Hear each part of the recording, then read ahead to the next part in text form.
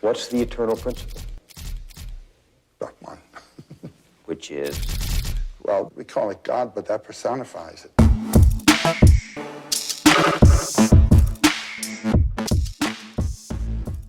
Maris motherfucking King. What's up, homie? What up? Yeah. I can't tell you how excited I am to have you sitting right in front of me with that microphone. I'm nervous as hell, but it's great. Nah. You look cool. That's all that matters. That's all that matters. You know what I mean? We cool. Yeah. Cool. Now you're not even going to be able to be seen in grocery stores. You're going to be like, oh my God, were you on the podcast? Famous. You're not going to be able to show your face in Whole Foods. Podcast famous. Yeah, that's what it is. What have you been up to? I went to yoga today and cried. Just a regular day. Just a regular day. Just a good cry? Yeah. I like to get a good cry at the laundromat. Need it. Need it. At the laundromat. No, I was still just step away from that one. Okay. What brought up the tears, the healing waters? The healing waters. They are healing waters. I'm leaving. And I think. Where are you going? I'm going to Rochester, New York. I fell in love. You fell in love. I fell in love. Love is what moves us, right? But yeah, I've been down here for almost 5 years, in Florida for almost 7 years. And where are you from? I'm from Philadelphia. Philly hard, yes. Yeah. Born and raised there. City's taken a lot of casualties. It has. Didn't get me, thank fucking God. But I bounced around. I lived there like my whole life, but as like addiction went further, I moved all about. So I actually spent a bunch of time in Buffalo.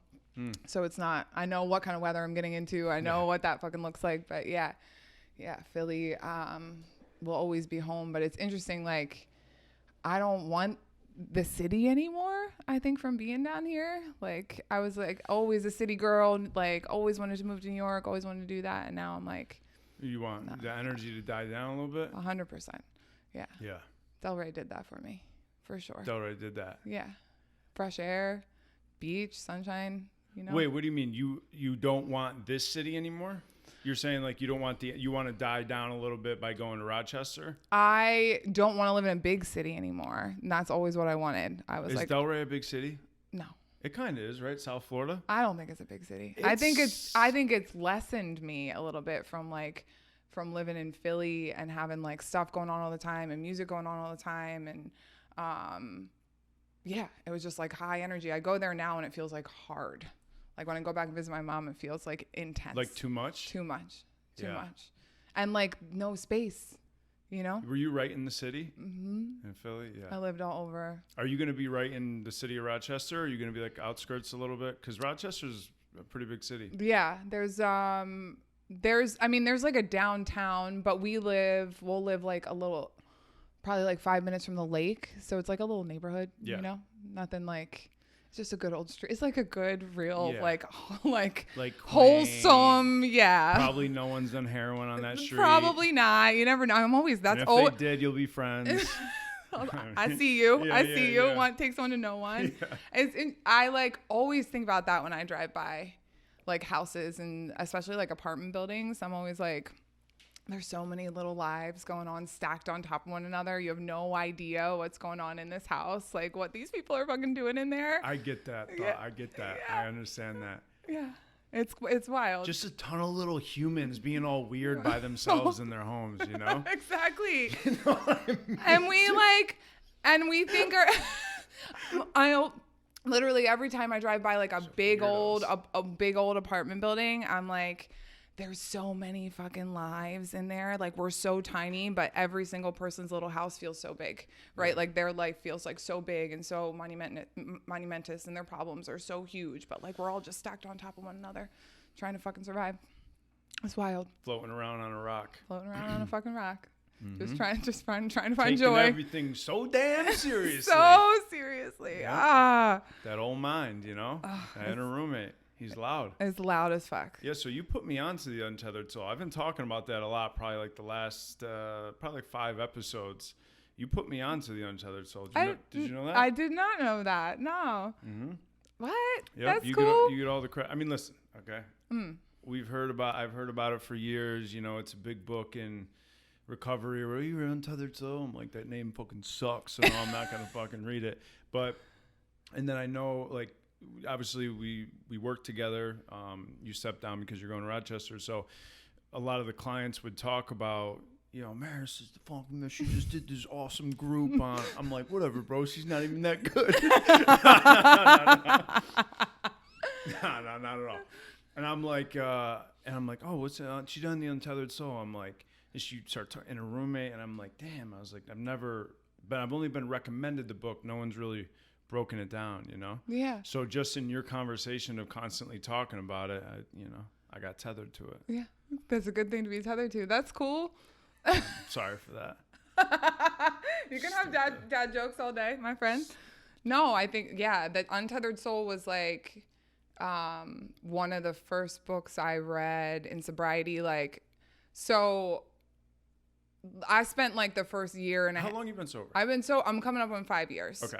And I'm going to say that because I just hate it when people are like, God willing. And I know that's like, I know. I just hate that because Yeah. I'm like, I am pretty certain with the program I work and the spirituality I have and the relationship I have with God that like I'm gonna make it to July. I like that. I just have a that, yeah. pretty God's been willing thus far. yeah, exactly. You know If I Is it going to change? I don't know. I don't know. And if I stay willing, right? Like if I stay doing the work, if I stay taking action, if I stay in prayer and meditation and like letting go of the outcome and like ultimate trust, right? Then like I'm gonna get to 5 years. So coming up on 5 years in July.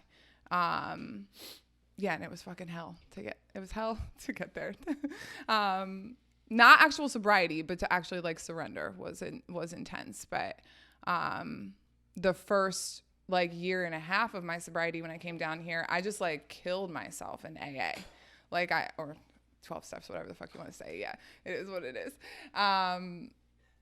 There I go. There I go. Literally breaking traditions. Yeah. It's awesome. But I threw myself into recovery, into like working a program and sponsoring people and running around and hitting meetings like 11 a week and really kind of burnt out at about a year and a half, just losing my mind, because I was so afraid. Like I was so afraid to keep getting high. I was so afraid. It was like super, super, super dark for me before I got here. And the 2 years I spent down here in Daytona and Cape Coral before I came to treatment here in South Florida in Delray, was hell, you know, and I was really scared to go back. But, so about a year and a half, I'm like running.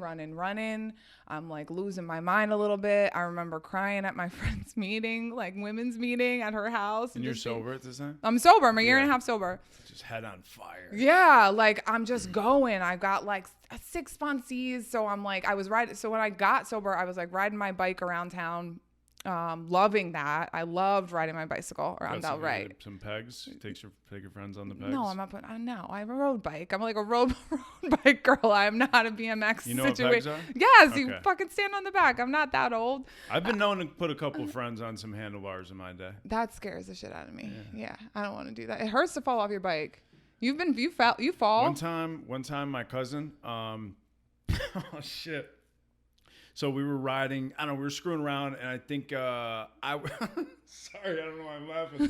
So his buddy Quentin, this big-ass kid, big-ass skinny black kid, he was the best, like growing up. It was me, Quentin, and Kev. And Kev was on the back pegs, I was on the handlebar.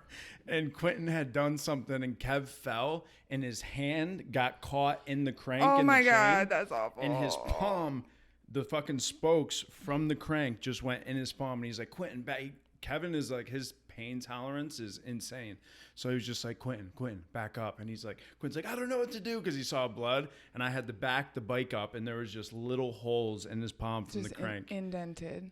It was insane. I had that happen to my ankle one time, riding drunk in Philadelphia. I was like a road biker, and I had love it. To cycle? You love cycled? It. Yeah, I love it.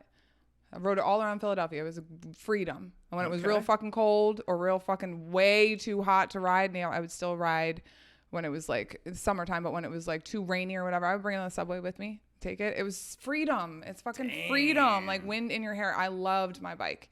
But one time I got real drunk after work in the art museum area of Philadelphia, and my friend, I don't know what we were doing, going to drink some more somewhere else, and we're like riding down this road, and I stopped at the motherfucking stop sign, and the other car did not, and I just like, I was riding an older bike before I got my like new one, and the car rams into me with me on it, crunches my ankle in it, slams on the brakes.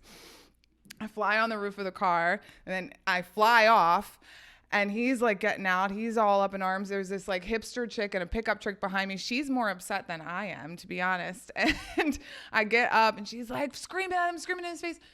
And I get up, and I'm like, well, what the fuck? My bike's broken. And he's like, well, I'm like, what are we going to do here, dude? And he was like, I don't know. And I'm like, you don't have insurance, do you? Because he's some like foreigner just delivering pizzas. Yeah. Right. And I'm like, just trying to fucking do the thing. And he's like, this could be bad. She wants to call the cops. I'm like, just give me $200 to replace the bike and we out. I should have taken the pizza. And he had, yeah. I like that. Yeah. He had a couple C-notes. Yeah, he was fucking delivering pizzas all night. I was like, give me all the cash you have and we won't call the cops. And then we go. But yeah, I've been doored. I like hit a child on a bicycle one time. It's been, yeah. Mm-hmm. How old was this child? He was like 5. He was running across the street. And like, you just bucked him? I just didn't hear him. He shouldn't have been standing He didn't there. know. It was a mess. That's his fault. Yeah. That's poor parenting right there. Well, that's what I thought. And then the moms came up. They were all up in arms. My bike handlebars are twisted. And I'm like, this kid, he's 5. He's like running out in the fucking street. 5-year-old child bent my handlebars. Mm-hmm. There's an issue right there. Oh, no, it's not good. My drop bar caught his lip. It was like a whole mess. There was lots of blood. I was like on my way to work. They were yelling at his like older brother, who's probably like 10, supposed to be watching him. I'm like, the moms were, the dads were like, you good? Yeah. You know? He'll learn. Yeah. This is your fault. I was like, oh my God, let me just get to work, right? Yeah, I loved it. I love riding my bike. So yeah, when I got fucking sober, I got a bike to get around to ride to work and shit, and it was the best. It was the best. And then eventually, actually when I got my year, all my friends got together and bought me a scooter, because I was like, I know. That's love. I got real good people in my life. Yeah. Because they saw me like busting my ass sweating, and I loved it. But a lot of people think the bike is like, I gotta ride this bike. It was like my first form of like meditation. Yeah, I love riding a bike. Like you're just in the fresh air, the sunshine, wind in your hair. It's like, I remember talking about it when I was in IOP. I'm like, that's freedom. Like that's being present. And down here on these roads, I'm just trying not to get hit by the fucking cars, you know? Yeah. So you gotta be like super mindful. And that was probably like... A1A is the only safe place to ride a bike down here. And still that is sketch. Even that, it's because they be drifting. People on their cell phones, people high, who knows? I don't get why people get mad at you when you're on a bike. It's like, I'm on a fucking bicycle. Why are you beeping at me? I also have a problem with the bikers down here too, though, because they don't obey the rules. Like now I'm driving in the car now and I'm like, you're going the wrong way in the fucking bike lane. You're giving us all a terrible name. Yeah. Like go with the traffic. I get frustrated, but people just do what they want down here. Yeah, and they don't fucking they're crewed up. They go like 20, 30 deep. I know. Well, that's the safest spot to ride, being on a bike. That's what you want to ride in, though. Yeah. 20 or 30 deep. Because you take up the whole lane and it's like, fuck you. Yeah. Try and get around. How are you going to be mad with somebody on 2 wheels? You know what I mean? And like, they are. They are. They're vicious. But yeah. So anyways, they bought you a scooter. So yeah, they bought me the scooter. And I was racing around town, and I think I was still riding the scooter at this point, and I was like losing my mind. And I'll never forget. I was in my friend's car, and I'm like bitching about something. I'm just like I can't, like I'm all over the fucking place, you know. I'm like doing this. I'm recovering, right? I'm recovered. I think at this point, I don't fucking know. And my friend turns to me and she was like, "Are you praying?" And I was like, yes, of course I'm praying. Like, absolutely, no question, right? Because I'm this, like, good, you know, little AA soldier, right? And then I went home and I reflected on that. And I was like, but am I? You know? Like, I mean, my relationship with prayer is not lifelong in any way, shape, or form. My prayer at the very beginning was really, really simple. I had this experience when I was What do you mean not lifelong? Like it wasn't in your life until you came into ever, recovery? Okay. never. Like I always believed, so both my parents were raised Catholic, and went to Catholic school, and they were like, hard no. You know, they're like hippie dippies, Grateful Dead loving, like lots of love in the house, kind of like free flowing. Eat some kale, eat some bake some granola. You probably knew how to fucking bake granola at like 4. Well, we were more like drink Heinekens and smoke Marb Reds and go see music kind of household. But like definitely no religion, definitely no church. Like we didn't go to church we weren't even like go to church for Easter, Christmas, nothing like that. Like we didn't talk about it, except I knew that like my parents didn't like that. Right. So the only conception But they were raised Catholic. They were both raised Catholic. Okay. Yeah. In Philadelphia, both went to Catholic school. My dad got kicked out of every Catholic school he was in. You know, he was also an addict and an alcoholic. There's alcoholism on both sides of my family. My uncle's in the program now, had a lot of time, relapse, came back in. He's doing great. Yeah. But like there was no talk of prayer, no talk of really any kind of spirituality. I just had this kind of this conception that about fate. Like that was it. I believed that like I met people for a reason, that things didn't happen by mistake, that like that was it. That was all I came into sobriety with was this idea.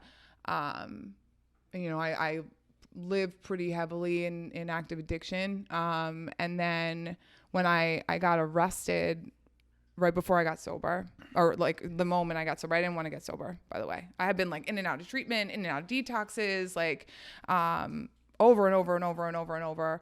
And I get arrested down here, and I get sent to jail, right? And I'm like already on probation. For what? Should I not ask that? That's fine. It's public knowledge at this point. So maybe I back up a little bit, but so I had never been in trouble in my life, right? Mm-hmm. And I've been getting high and drinking since I was like since I was 14. What was your drug? Heroin. Hard, definitely. But all of it, like that was your mainstay. That was the homie. I was always there. Some opiates and some heroin. You want to feel nothing? Yeah. That's the fucking move, you know. And that's what I've always appreciated about you. Like from one junkie to another. You know what I mean? I remember sitting in group with you one day, and you were like, you know, I don't want to stick a needle in my neck again. And I was like, oh, cool. I can talk about that. You know, it's tight, you know, because it's just like, it was everything. Like once I found it, well, I mean, no discrimination. None whatsoever, man. Yeah. It was what I had been waiting for. And thank God I found it, because God, like. That's a very good fucking point. Talk about that, because that's real. Like, thank God I found it, because you know what? I don't know. Yeah, I don't know. It was a spiritual experience. It gave me relief. Yeah. Like I may have not made it. And I know that's like counterintuitive, but explain what you mean by that. Yeah, I mean, I think, because I know what you're saying. I'm so glad I found opiates, right? Like I look at and not to knock anybody, and everybody's experience is their own, but I mean, I know so many people that are like still battle. I remember being in this halfway house with this woman. She was like in her 50s or 60s on the other coast, and I was like, don't let me fucking be like that. You know what I mean? And these people that drink themselves, like if I hadn't have found heroin and it hadn't brought me to my knees, I could still be out there. Right. I could still be fucking going, you know? Yeah. It definitely speeds up the process. Yeah. And thank God it did, you know? I can't imagine life now. Like I can't imagine what it would be like to not be sober. Like I know what that looked like, but I'm so grateful that I found it, because had I still been out there, like I was sad. I was like, it was this same dull motherfucking cycle over and over and over and over and over again, you know, the monotony of it. I don't think I don't think I realized how fucking sad I was. No. You know, because you're just like, this is my life. This is like, I don't know. And it's so heartbreaking inside, because you're kind of like, why did this happen? Yeah. Like, how did I get here? There's no way out. This is just me. This is where I'm gonna die. This is gonna be it. I had a moment where I tell this story sometimes, but I really thought best case scenario, I die in my 50s on a porch in Philadelphia in a muumuu, drinking whiskey and smoking Marb Reds. You know what a muumuu is? No, I was it's just like a gonna ask big that. old fucking like white trash dress, like in a bright color, right? Like not doing anything. So why would you wear that? Because that's that's my what- life. I is that just what roll out of trash bed. I wears? go, yeah. Just put on a muumuu for the Just day? put on a muumuu. It's Is like there a an big old nightgown, basically. Is there an occasion, or is it something like Every day, that's what I'm gonna do. No, So it's it's like like a a house pajama. dress. Okay, it's like a house All right. pajama dress, Got it. right? So I'm in like that was what I pictured my life being, right? Yeah. Like I go sit on my stoop or on my porch, right? I light up a Marb I Red feel like and I there's drink a reality myself to show death. about the woman you just described. I'm sure there is, and if there's not, go run it. Just smoke a just mat. burn holes in your Yeah. muumuu. Oh my God! All of the fucking holes in my clothes that I would. Lot of not out lot holes. of not out holes. And Oxycontin will do that to you. yeah, Did you ever have real Oxy? Oxycontin 40s, 80s? I don't remember. I don't think so. Everybody talks about that time period, but my progression was really like a lot of Percocets in my 20s. I remember trying to like run from it. The first time I moved up to Buffalo, I was like, I'm not gonna take any perks with me. And I'm just- Buffalo will help me. Buffalo will help me, right? I did that twice. I thought Buffalo would help me twice, but I like didn't bring any with me. I just like brought a bunch of Xanax with me, and I'm like, I'm gonna be good. I'm gonna take this Xanax up here, and I'm gonna slowly detox myself. And like, some kid was like selling fucking Laura tabs in my as a dishwasher in the restaurant I worked at, and I was like, boop. You can always rely on a good dishwasher. Yeah, love a good dishwasher. You know what I mean? Always. Miguel was mine. He came through. He had great coke, Miguel. God, good for you for Yeah, remembering did somebody's wash name. dishes very well. Yeah, but Always had them done. oh, He's good at it. I don't remember anybody's fucking name, but Yeah. good for you Yeah. for acknowledging Miguel, people. shout out. Miguel, hey, hope you're alive. Hope you're not in jail. Maybe he is, maybe he isn't, Hope, you know? hope things are going well for you. Big lottery ticket guy. He's a big lottery ticket. He'd fucking take a couple bumps, walk across the street to the gas station, come back with the a roll. scratch offs, the Yeah. scratch offs. Yeah. They Win like for life. my dishwasher was really like I used to my boyfriend at the time, his mom worked for M&M Mars, and she would get these like free sample candies, like these chocolates, like new stuff that's not out on the shelf yet, not even in a wrapper, and I would like bring them to them, and they would like fucking love me so They'd much, love like it, these yeah. peanut butter Snickers or whatever, so tight before they were ever on the shelves. I'm like, here you go, love me. But yeah, I get the Percocets like evolved into like the Laura tabs were available, I think, and then eventually like one day I went to my dealer, and he didn't have any perks, he didn't have any like opiate pills, and he was like, I got heroin. And I was like, I sure as shit am not going to work sick, you know. And I had done heroin one other time in my life. Same thing happened for me the first time. It's like such a common story, you know. Yeah. I don't wake up one day. I mean, maybe some people do, but I didn't wake up one day and say, you know what, I'm gonna go out and I'm gonna find heroin, you know. But I had done it actually one other time in my life back in college, because I was a mess forever. I was always doing like everything. I did all of the drugs. I had literally every drug under the sun except for like those weird drugs that you got to go to the jungle and go on a journey and take medicine, but like everything else under the sun. And I remember doing the line in college and like knocking out, because I did a line as big as like cocaine. I can't believe Of it. what? Of Of dope? dope. Oh, yeah. And I came to Like Pulp Fiction. yeah, exactly. Except I didn't fucking overdose, but I remember coming to and like on the couch a little bit, and I think they were debating whether to take me to the hospital or not. But like I sustained, it was probably stepped on anyway. So like, but if I had done a line of what is around now or what I was doing at the end, I would have died. You know, You can't anymore. You know, it's just it's crazy. It's crazy what the fuck is going on out there. it's scary. You just missed the boat. I just missed the boat with the fentanyl shit, you know. It's scary as all hell. yeah. So, all right. So you get into this pain, which throws you into 12-step recovery program and all that. You're running around, holding on for dear life. Yeah. Your sponsor goes, "Have you prayed?" Yeah. And then what happens from there? So I go home and I reflect, right, on prayer. And I'm like, I have been like, I had a few prayers at the very beginning that my friend gave me that I leaned on every morning. Every morning I would wake up, I would go outside, I would smoke a cigarette, and I would like recite some of these prayers. And then I leaned on the third step prayer heavy at the beginning. But when I went home, like I just starting in a new city, trying to let go of the outcome, right? Trusting this fucking process. Like, fuck, man. Like, here I am again, starting over again and again and again, and like learning a new bus system and shit.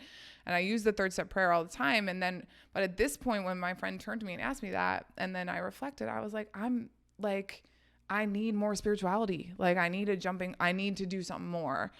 So I took my ass to Barnes & Noble and I went right to the spirituality section and I sat on the floor and I pulled out all these books, right? I pulled out the Untethered Soul that everybody had been talking about. And I pulled out this book I love, Searching for Stars on an Island in Maine, written by a physicist. And I had books on Stoicism and the Gita. Love that title, Searching for Stars on an Island in Maine. That's a good book. My friend Veronica would say otherwise, but it's a good book. I love him. Alan Lightman. He has another great book. It's one of my favorite books of all time. It's called Einstein's Dreams, and it's his only work of fiction, but he's a physicist, and each chapter is his idea of what Einstein was dreaming when he was writing the theory of relativity. So it's all about time and this like different conceptions. What if time was sped up? What if time was slowed down? What if like time moved backwards? And it like everything I pulled from that book was just about being present. Like, you know, and time is relative, and it speeds up when you're having a good time or when you're in love or when you're with people that you want to be with, and then it creeps along, right? When like things are hard and you want to get through something. Those days never ended.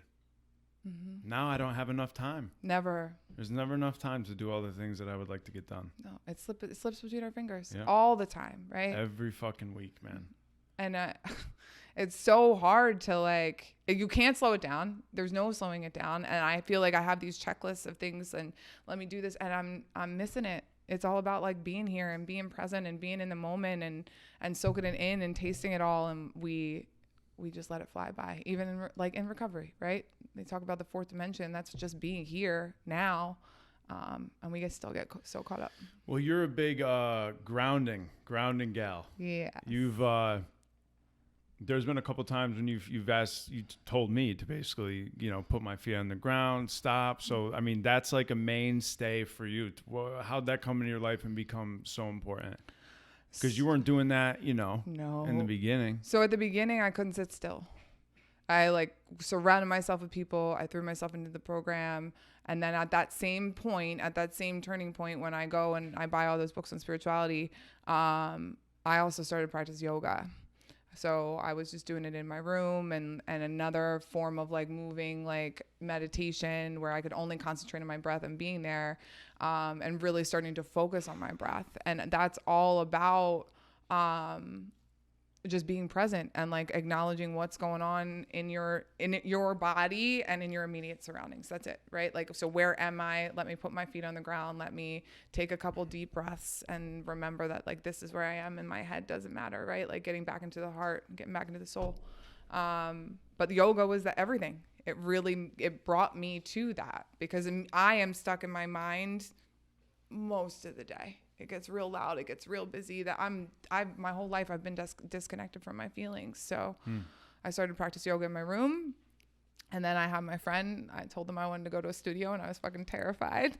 And I went to hot yoga, the first class I took. And I was like, I'm going to be terrible. I'm not going to be able to keep up. And I go in, and it was the greatest thing I could have ever done.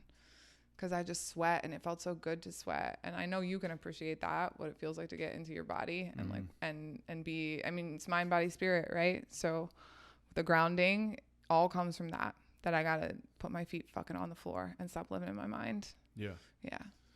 Yeah. I'll be doing that. I do that in the mornings. Actually, you'd be proud. I'll walk around in the grass for a little bit bare feet, just take like 10 minutes to just get centered and be a part of, the greater whole. It's all like little details like that that's really helped me out and shifted some things. Just getting sunlight every day, I mean, as best you can. It's nature's fucking medicine, dude. Yeah. We are not meant to be in boxes under lights staring at fucking screens, right?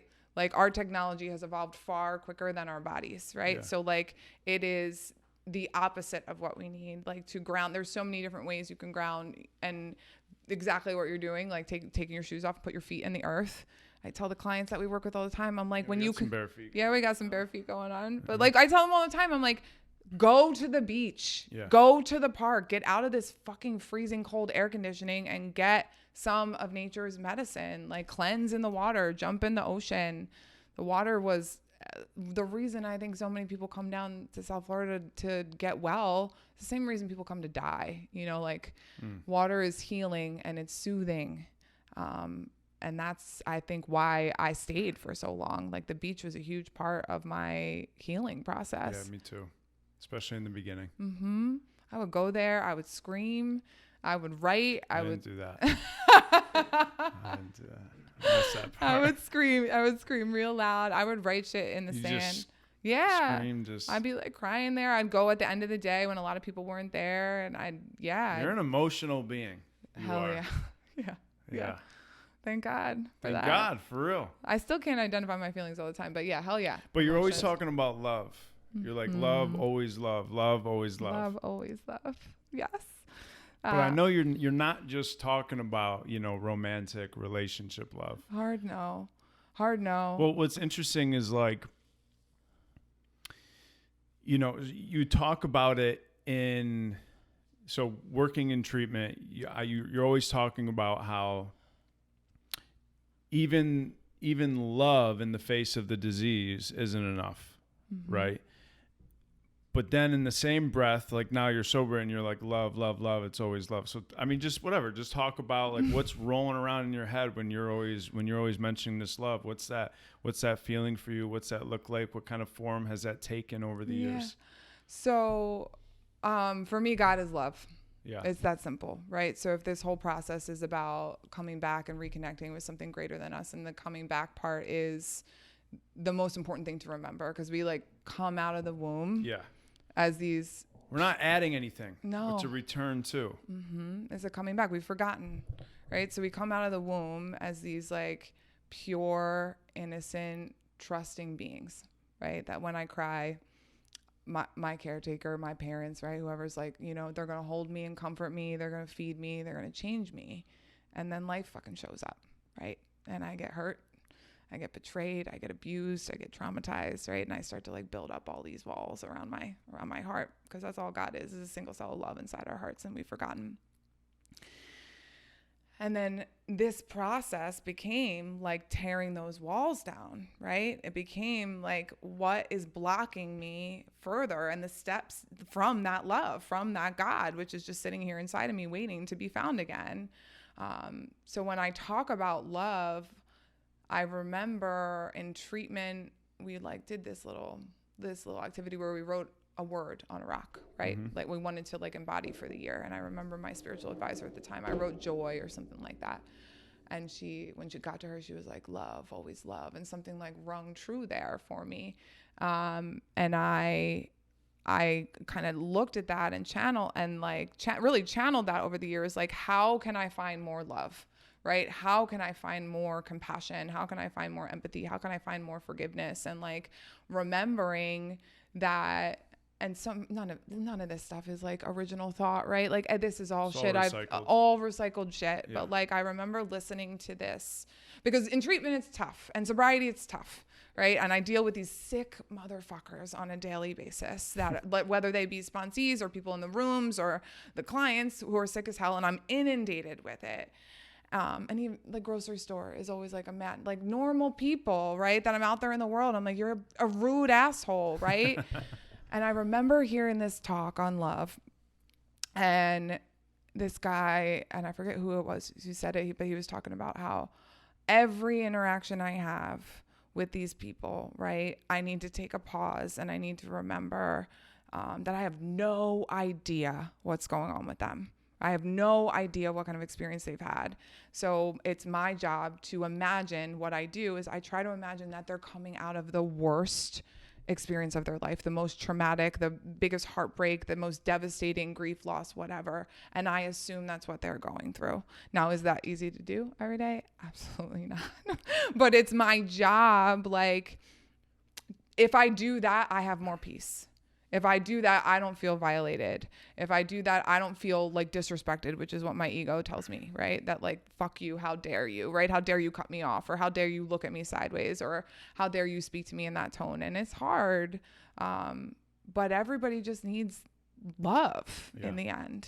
You know, when I'm heartbroken, like, how do I love myself more? Like, how do I love whatever situation has been presented to me? You know, when I think I'm losing something, I turn back to love. So if the universe is love and God is love, then all of this shit's happening for me. Whatever I'm going through, whatever thing I'm missing or losing or whatever it looks like, finding some kind of lesson and this greater call for loving this process and loving the pain or loving the suffering, because otherwise, what the fuck am I doing here? Yeah. That's it. And suffering is part of the deal, growing spiritually. Oh, yeah, it is. Of course it is. We avoid it. Like, that's what heroin did. It took away the suffering, even though it didn't, right? But when I'm on it, right? When I'm like fucking knotted, I'm not suffering. I'm not feeling anything. Yeah. But suffering and pain is what brings me to true joy and true bliss. Like, I can't have one without the other. It's always like the precursor. Mm-hmm. It's like walking through the valley, you know? Mm-hmm. Yeah. What's do you have any like notable things that you've gone through in your journey in recovery that have been fucking painful, but looking back and you're like stupid grateful for it? Stupid grateful. A lot of things, right? So, the process of actually getting into recovery and surrendering looked like every freedom I had being stripped from me when I went to jail. And I was not happy to be sober. I didn't want to fucking be sober. I had left detox with a guy and we were rolling around in a car and we were jumping, fucking digging through dumpsters for copper. And like, you know, and I was like happy, you know, I'm like, cool. I got a place to live and a car to ride in. And some dude that I'm living with him, but he's 100% like I'm using him. Right. He loves me though. He loves me, but you don't have to be alone, you know, like, and I didn't want to be sober because I was coming out of, you know, before that, my boyfriend that I ran with for 2 years in Daytona overdosed and died a couple months before I got sober. And I just did a lot of heroin about it. And I used it as an excuse to run harder. And like my poor mother, like God bless her. But like I'm down here in Florida. I've been down here for 2 years, running hard, doing everything I said I would never fucking do. And this guy dies and my grandmom dies a couple weeks later, actually. And I always think about that because I'm like, they all got together and said Maris had enough after a couple months. But my poor mother comes down and she's like terrified, but I'm down here like I'm grieving. No one can touch me. You know what I mean? She's scared I'm going to die.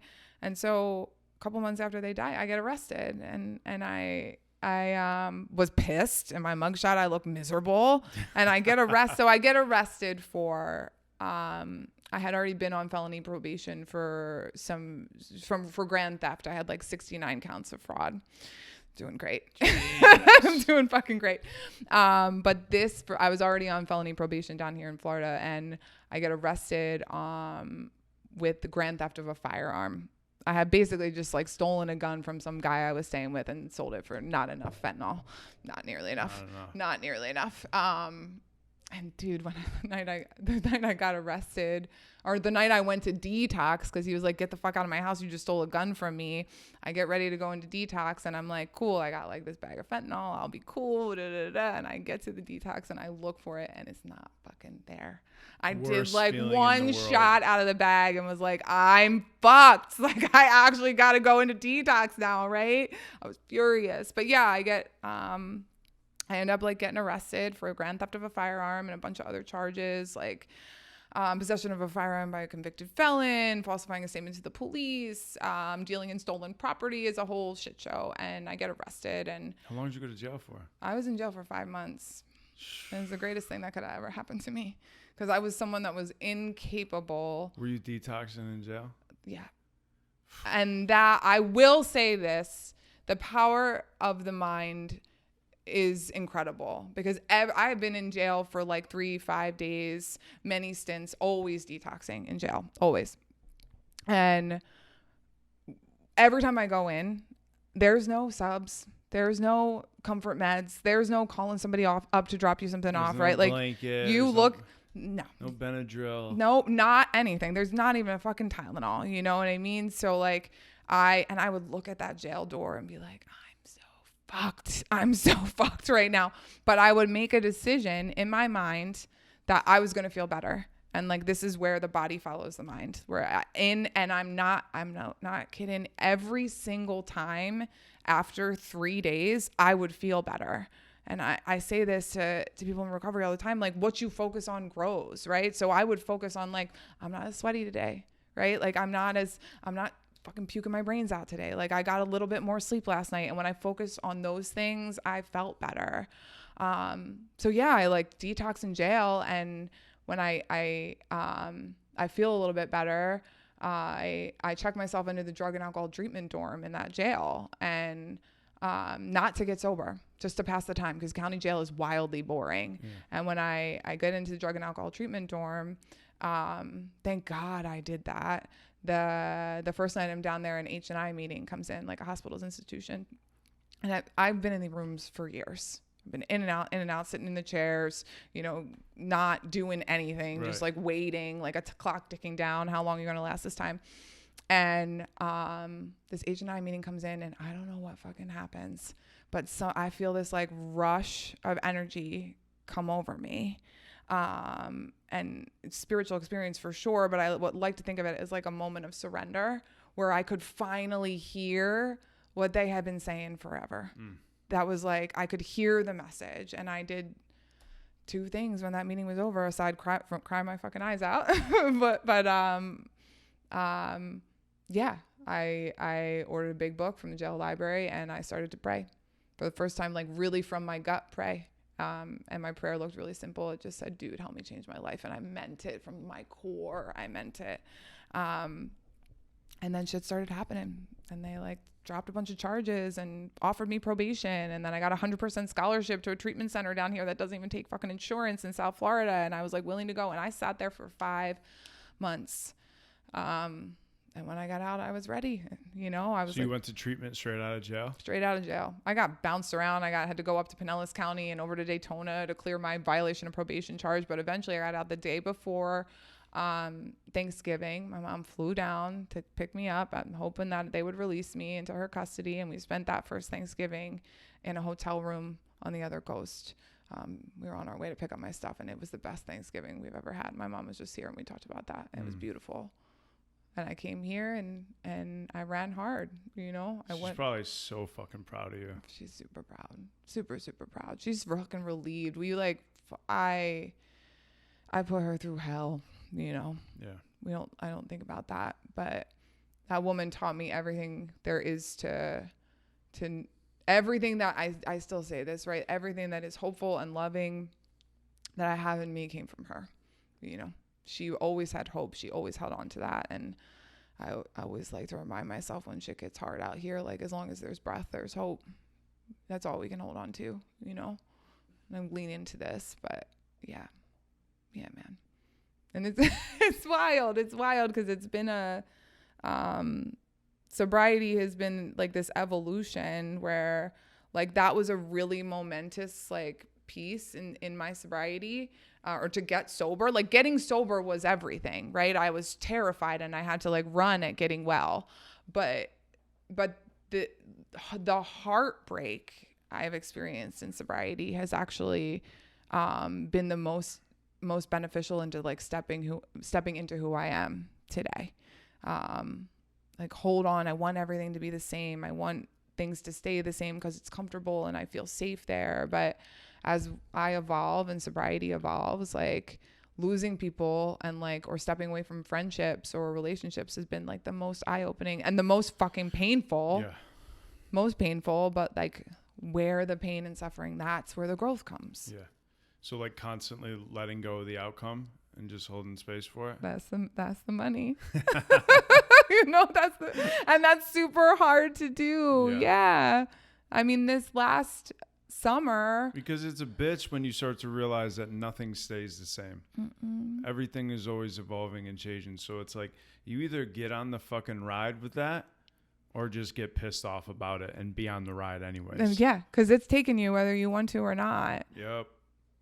That constant of change, it's falling in love with that. Yes. Is the money, right? It's falling in love with the constant evolution. Yes. That's another living in love, right? You know, like if I can learn to love this process, and shit, is it painful when you're in it? And like part of that running around in early recovery and filling myself up and surrounding myself with people at a certain point, that burnout and that like I'm gonna lose my mind was so painful and necessary for me to actually want to be alone. Like I didn't know how to fucking be alone. Yeah, and that's like from where and I did the same thing. You were abandoning yourself, and then you end up hitting a wall and you're alone. And it's like, well, this is what God wants, is you to get involved with you, you to get involved with all this love and awareness, and everything that we're talking about and in recovery. It's like, well, it's in you. Like the gift to you is a return back to you. You're trying to run out here and get and grasp and pull and bend shit. And it's like, you got it fucked up. Like that's going to work. And that's necessary, like in the beginning 100%. But like, if you're not going to turn around and sit with yourself and figure out who this beautiful person is that life made, then you're just missing the mark, and you're missing out on the greatest thing in the world. It's just a big distraction, right? Like if I focus on everybody else and I don't look back at me, I have to meet God alone at a certain point, right? Like to actually like understand what that relationship looks like. And I can't do that if I'm constantly moving and surrounded by fucking people. Yeah. You know? And that's you're on fucking point. Like it's coming back to this. Like, who am I? Who am I actually?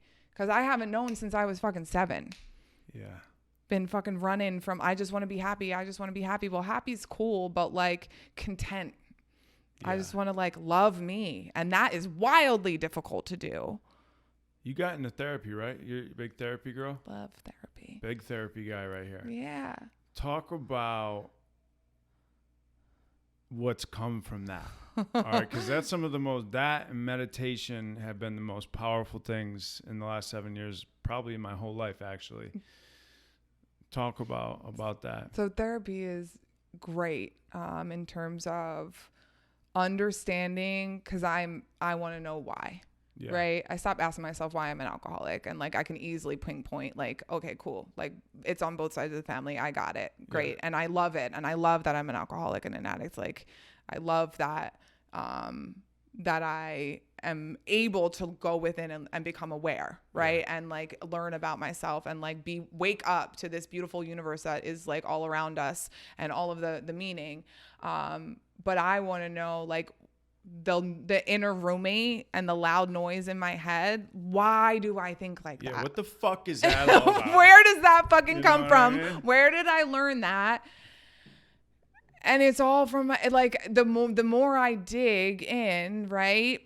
Because I mean I had a great therapist in treatment, and she is still my therapist, and it's been a gift. Oh wow, that's awesome. She's awesome. She's absolutely awesome. But she is I'm able to see how I can show up the same. It's kind of similar to step work, like where our patterns are really shown in the steps of how I'm showing up in the same way. And here's my fucking ego again, and here's the same fear again.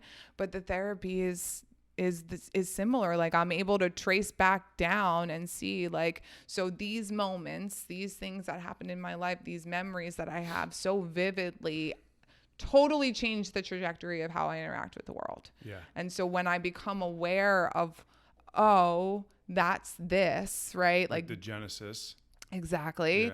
I'm able to get out of the story in my head of like the current day interactions. I'm able to say that's old. Like that's the old story. I don't have to live in that fucking story anymore. I don't have to accept that program anymore. Exactly. Like what if I was wrong? Then what? Well, then anything.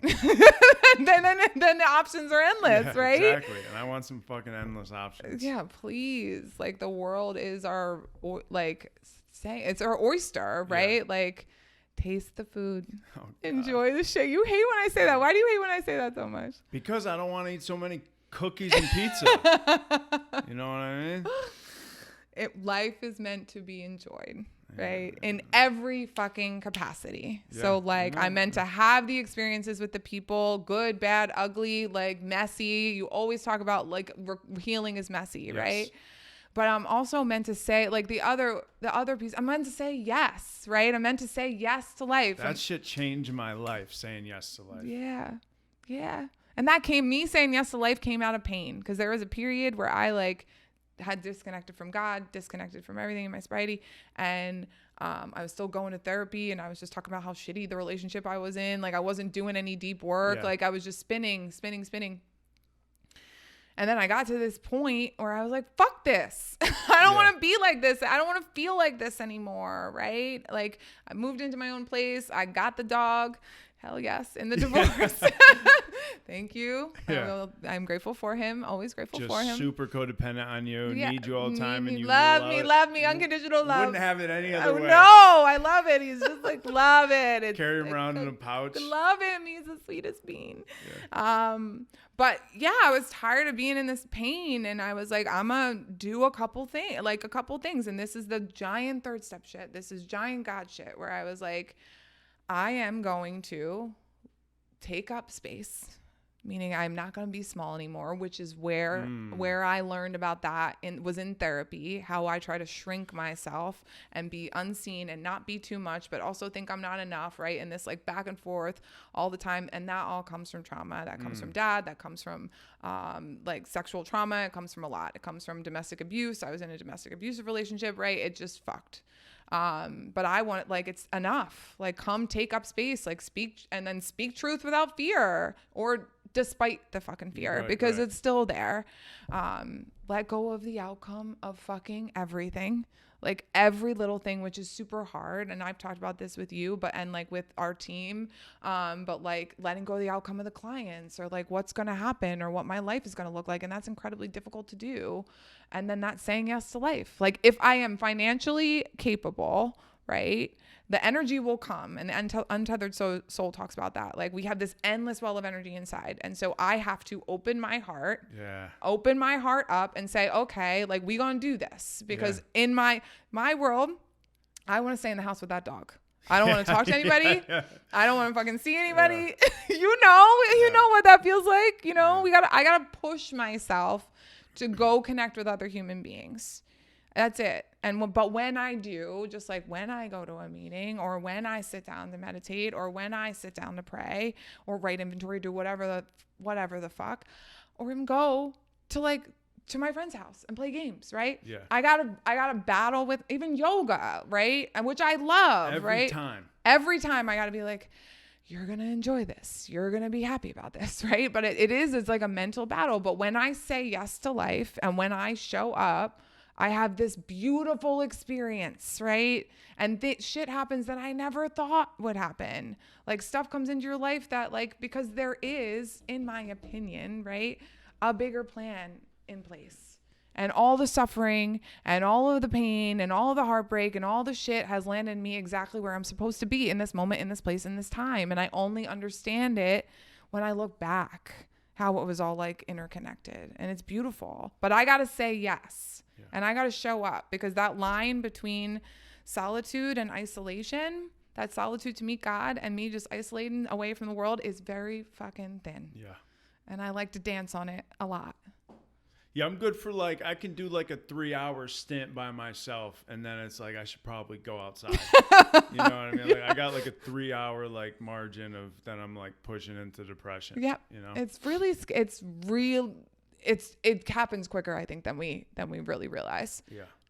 Like I can't even really enjoy TV much anymore. I'll think that I want to watch TV, and I'll put on fucking whatever. Lately it's been Curb Your Enthusiasm, and I'll sit there, and 20 minutes in I'm like, I don't even want to fucking do this. Yeah. I don't even want to do this. Like I want to read, but I have to I'll keep doing it in order to like shut it off again. But I mean, that's good. And there's so many times where I'm like, I'm unplugging my TV. I'm fucking putting it somewhere else, you know? But yeah, it's like, yeah. And again, like I have found so much benefit in going to be with friends, going to the gym, whatever else, just like going to do shit. And then any time that I give myself a choice to do it again, I have a battle. It's like, for whatever reason, every molecule in my body rebels against what is good for me. And it's like still that way. It's just that voice, that inner roommate, doesn't have much weight behind him anymore. Sometimes he wins out. Sometimes he wins out. But most of the time, he's just fucking a loud TV in the corner of the room. You know? That you can drown out. Yeah, and I don't need him to not be there anymore. I've just accepted the fact that whatever, that's part of the human deal, the mind or whatever. Maybe it won't be like that one way. All the books that I read, even fucking Michael Singer, Untethered Soul, he says, you're never going to get rid of him. So you better just learn how to move him, just give him less of a voice. Yeah. You know? But I love what you said about like not playing small. And like using your voice, stepping into the fullness of yourself. I was reading this book, Wild at Heart, and it's about, it's like a masculinity book about like the spirit of a man and like how God views man and all this stuff. It's like super Christian, but there's this one quote, and I'll never forget it. I'll never forget it. He says, let the world feel the full weight of who you are and let them deal with it. I love that. I love that. I love that. That's what is scary to do, because it's reflective of like the more you step into yourself in sobriety or in life or whatever it looks like, right? You're not going to be everybody's cup of fucking tea. Yeah, right? and you're stepping into yourself for the first time, so you're not going to know what's going on. You're going to be like, oh my God, am I this guy? Am I this? Should I say Is this real? Yeah. Right? Does this feel, because it doesn't feel real. Like Yeah. it feels almost like sometimes to be authentic, to be living in truth, to be speaking from this place of truth and love, right, can feel like really inauthentic sometimes, because I wasn't doing it for so long. But if I step into this in this way, then whoever's supposed to be there, whatever life I'm supposed to have, right, whoever's supposed to surround me, they're going to stay. Yeah. And the ones that don't like support that or sit in a place of judgment or jealousy or whatever it looks like, they're going to fade off, right? Like the circle will expand. And like, who am I? I don't want to shrink myself anymore. Yeah. Right. That's only really happened this year, to be honest. Yeah. It's been relatively recent for me too. And you know, when you step into yourself, you're going to piss a lot of people off because every person wants to step into the fullness of themselves. So they're either going to love you for it and look to you and want to befriend you, or they're going to hate you for it. Exactly. Either way, it doesn't matter. And one of the, the safety of early recovery and the friends that you get well with, I'm friends with a handful of the people that I got well with at the beginning, right? Yeah. And the ones that had time and that loved themselves and were full of that and didn't judge and didn't, they, celebrated, right, wins for one another. Yeah. And those are the people you want to keep around you, right? And the more you step into yourself, like the circle will get smaller and it will shift and it will change. Yeah, because now you're surrounded by a ton of people who are living in the fullness of themselves. Exactly. Like, I can't imagine having friends in my life that want to cut me down for doing some shit. Fuck that, you right? know what I mean? And to think we were so worried, like the people pleaser in me, I was so concerned with like everybody liking me. Everybody wanted to, be my friend or like being accepted. And in the reality, I don't like most fucking people. Like, that's the fucking truth. Yeah. Like, I tolerate a lot of people, right? Yeah. And I can appreciate the beauty in the human and the human nature, but like, not everybody is my vibe. Yeah, dude. Like, it's too much. Like, you start to know who the fuck your people are, man. What kind of people you like or you don't like. And listen, I love you as a human, but like, also take that shit somewhere else. Yeah. See you later. Yeah. Like, and I talked with my friend about this the other day, like, and I'll give Anna credit for this, right? For reminding me of this, but like, I get to choose who has access to me. I get to choose who I bring into my space and who I don't, you know, like not everybody gets to like, because it's an energy like I'm expending energy all the time. Which is doing that is the essence of self-love. Yeah. Like knowing who you are, knowing what you have to give, knowing where your energy's at and fucking protecting that. Yeah. You know what I mean? and like that Untethered Soul, opening up the heart thing. Like I read that and I was like, oh my God, it's so corny, but I'm gonna have to start working on that. Why is You know what I mean? so corny, No, I'm but just saying, I'm just yes, talking shit, you know, but yeah. like, and he was like, you don't have to try and open up your heart. You just got to focus on not closing. Not closing. Yeah. Because we so quick to close. The easy. That's where all my data is. Just bye, deuces. I know, Leave me and I know alone. that's safe. I still do that. I'm still do that in my relationship today, where like when it gets hard, when I get stressed, I pull away from the feeling. And I love to feel. You know, I'm an emotional being, yeah. right? I like to feel it all. But like when change is happening and shit's been going, and I feel pulled in a bunch of different directions, I close off to how I feel. I can't identify it. Like I'm brand new in recovery again, Yeah. where I'm like, I don't know what this feeling is. Right. Because I know what that feels like. And it's like, okay. And thank God I have a partner and I have people in my life and friends that are like, what's happening? Right? Because they can see it. Yep. That I'm long before I can. Yeah. And I'm like, oh, I didn't even know I was in this, because I'm so used to closing and I'm so used to just like, oh, okay, let's go. And finding that space that is self-love is creating that space to like, how do I feel? Yeah. And then the baseline changes. Like I can't stay closed for long anymore. I'm too, like the baseline has changed. The bounce back from it is great. Like I'm too sensitive to it. Like my mind will go to such a dark place when I'm completely closed off that I can't stay in that type of pain and discomfort for too long, because both of us got years of data in what stepping into love or our truth or opening our heart looks like. So when we go back into the closing, it gets super fucking painful. Yeah. And we're like, well, listen, I'm either going to stay here and experience the results of that, or go do what I've been doing for 5 years and bounce back. And like, so I like to tootle in there sometimes a little bit longer, but like, or not touch it at all, but I inevitably come out. Like I will. And it's, yeah, you got to like, because we know what the other end of that is.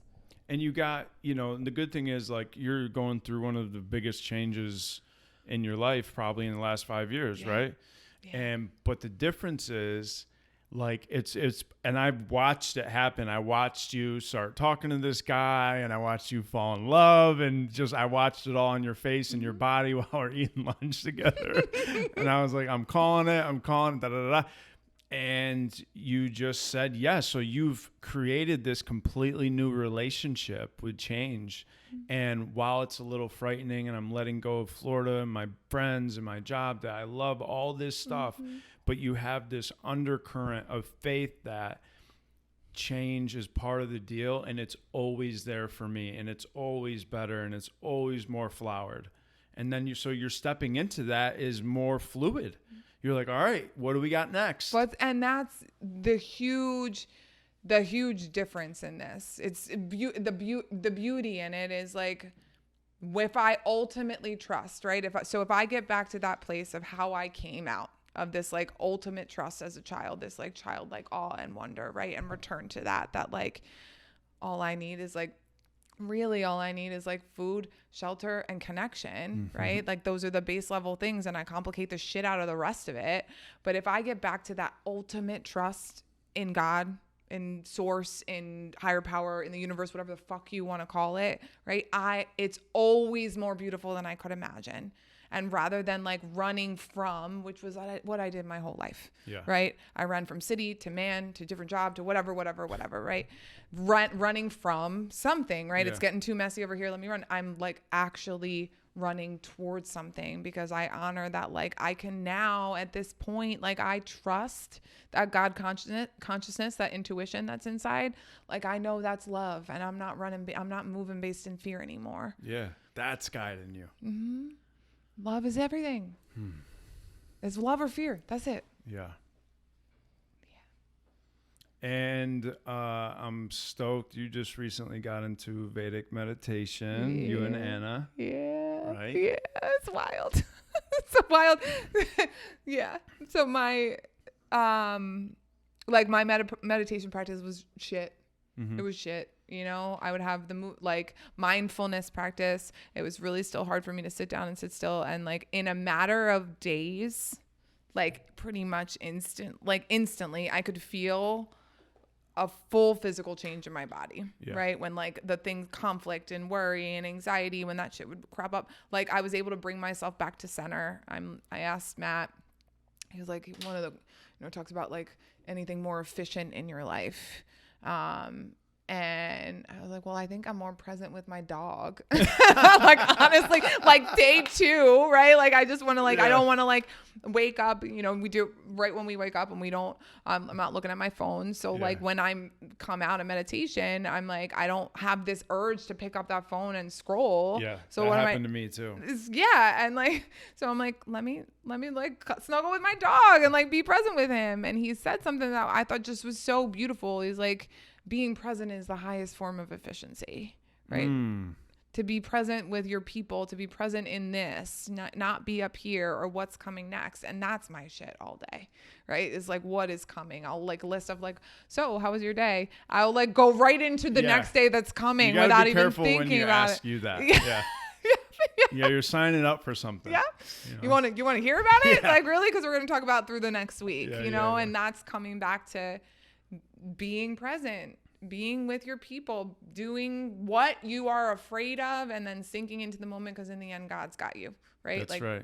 That's here. fucking right. Walking straight where you stumble and insisting upon that's one thing that's changed with me is like and this may sound well, it's not even fucking egocentric. Who like cares? there's shit that I've done where I feel like honestly I can do fucking anything.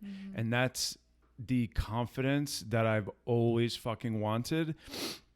And it's not, I mean, it is confidence in self, but it's confidence in the love that I've stumbled into and insisted upon, that when you're living in that manner, or, you're having this relationship and, you go through inner child stuff and you're meditating and you go through crazy hard shit and you bounce back like that, and even underneath the surface you're like, yo, I know this is really painful now, but you're like, I'm good though. Like this really hurts, but I know I'm good. And I never had that. I was just always not good. The world was unsafe. I was unsafe. There was no one to fucking rely on, period. And so like, it's not about not getting high anymore. No. It's just more, it's just transcending and seeking and just paying attention to the mind and its power. And do I have to believe this story? And I don't know, you just start really getting involved with this fucking person, which is the essence of God's love.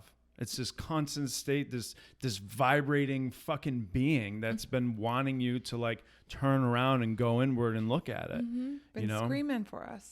Screaming. And it, the addiction was the calling to that. And that's why when it's, people will introduce themselves as grateful addicts and alcoholics. And like I said earlier, like I would never, there are people all over this world. Most people are asleep. They're asleep to this experience. They will never, their life won't depend on having this. Yeah. And like, it isn't about not getting high anymore. That hasn't been a thing in a long time, right? A really long time. And I do remind like clients and new people in recovery, right? Like, have I had the thought over the past 5 years that like a shot of heroin when I'm really fucking down would feel good right now? 100%, because I was an addict for 19 years. Yeah. But do I actually think that's a feasible route to go down? Yeah. No, it's not even a fucking option anymore. Like, I gotta sit in this fucking pain and know that it's gonna be okay. And when you talk about data all the time, right? It's faith becoming fact. It's like data that like every hard experience I've ever had, every moment of suffering I've ever endured, right, has been the most beautiful thing once I've passed through it. Yeah. And everything I'm afraid of, right, living in that fear, when I walk through that fear with this ultimate trust that it's all going to be okay, it's better than I ever could have fucking imagined. And I used to hate when people would say that, like a life beyond your wildest dreams. But it's like, okay, Jerry, I'm fucking dying over here. I'm glad you have a good life though. Right. Exactly, man. Like it's more beautiful than we can imagine. And like, I am so grateful that the heroin brought me to this point. I'm so grateful that I get to sit here and have this fucking conversation with you. And like, why I can't live in that fucking fear anymore. And like, I know I'm going to be okay. It's all always going to be okay. Do I choose to use the tools? Do I choose to like sink back into meditation and prayer and like leave in my fucking house to go like do this with somebody? Or do I stay over there and say that I'm different and I'm broken, right? And that like, it's not going to be. I'm different and I'm broken. Because none of us are. Yeah.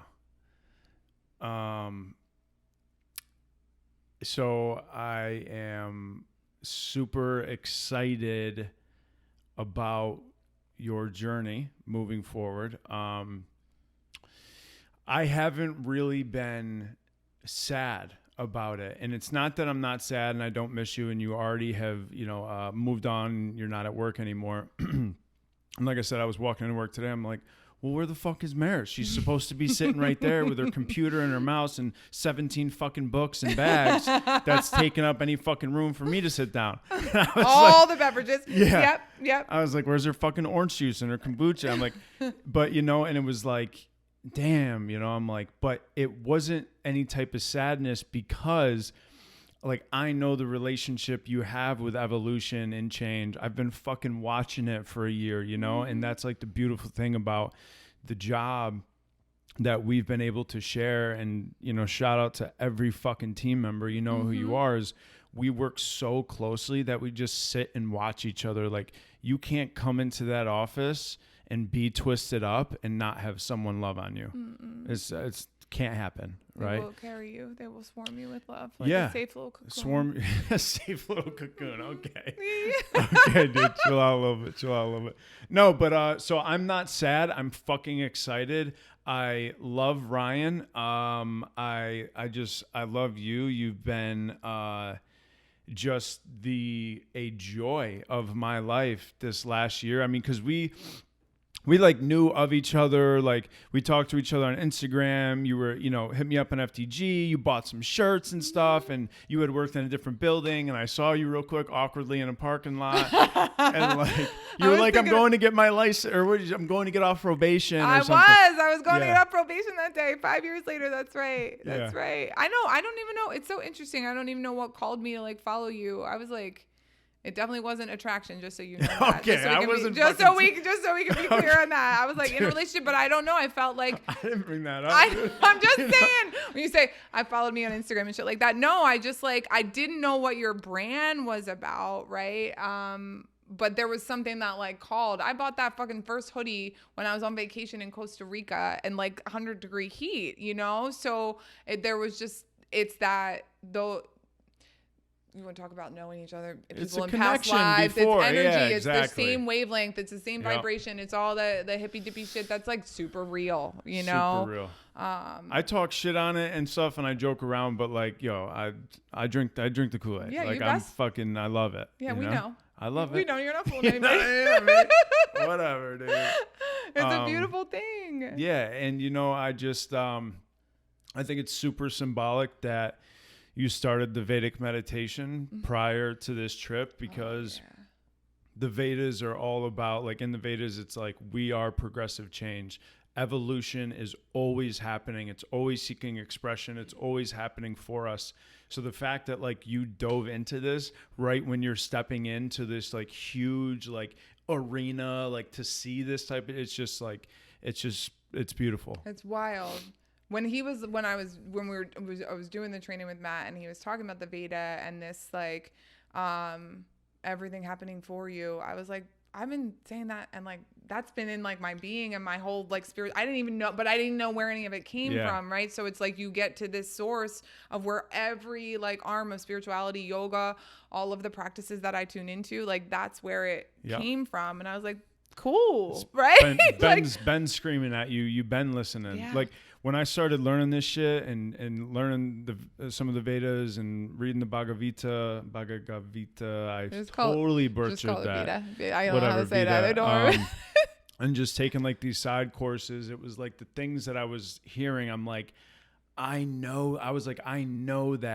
They're saying it. And it was like, you kind of just, that you know it, but you've just never been able to hear it like that. Mm-hmm. You're like, oh, okay. Okay. Now I get it. Yeah. I mean, Bhagavad Gita. Sure. Sorry. Cool. The Gita is just what I say because I'm not going to try and fuck up that word. Try it. You won't. No, I'm not going to. I just think I really do believe we've like done this before. I believe that we've been here and we've had these experiences, you know, spiritual beings having this human experience and like that all, it calls to some of us more than others. And, the more you can tap into the soul and to this love and to like what's in here, right? It's just calling for you to come home, right? So it all aligns for you to come right back to where you were supposed to be to begin with. Yep. Source, baby. Source. Freedom, here to learn. Oh, remain motherfucking teachable, right? The moment I say I know everything, I'm royally fucked. That's the biggest thing in sobriety is that I never want to like in life, like I never want to know everything. I don't never want to like, I mean, we can be masters of different things and get to this point where we have all of this knowledge, but like if I knew everything, life would be incredibly fucking dull. Yeah. It would be what do you super say boring. to a know-it-all? You don't really say. Yeah. You don't really say much. Because there's nobody that does know everything. Like there was this comedian. He's like the modern day Asian Mitch Hedberg. I have no idea what his name is. Can't remember when we were watching. Was it the guy that you tried to get me to watch? Probably. Okay. I don't know if we like the same comedy, Yeah, but like we don't. I didn't watch it. You didn't watch it, of course. I didn't watch yours either. That's Yeah. cool. But he does this little bit, which I just think is so profound that like when we're kids and I go into the bookstore or the library, I look around. I'm like, look at all this shit I get to know that I'm going to learn, right? Yeah. And now as adults, we go in and we're like, go into the bookstore or the library. I'm like, look at all the shit I'm never going to know that I get that like is endlessly at my fingertips, but I can't possibly ever know any of it, like all of it, you know? Yeah. And remaining in that space where like like people who talk about getting bored in sobriety, I'm like, how? Yeah. How could you fucking get bored? Yeah. Like there's so much spirituality, there's so much knowledge, there's so much thought, there's so much philosophy, there's so much to discover externally and internally. Because every time I think I'm done with like in therapy, right, or in sobriety, every time I think I'm like, cool, I got that taken care of, there it is. Yeah. Rise them right the fuck back up to like smack me in the face and be like, oh, here you are again, cool. But I just have more knowledge and more understanding, like, but I'm not gonna make that like I'm gonna choose something different this time and see where this path takes me. Endless cycle. I just get to move it about a little bit now that I have some more experience. I love you, man. I love you too. Thank you for coming on. Hell yeah. All It's a right. gift. I'll miss the shit out of you. I'm coming to see you. Come on up. All right. We'll be bundled. Save me a room. I will. All right. I love you very much. Love you, man.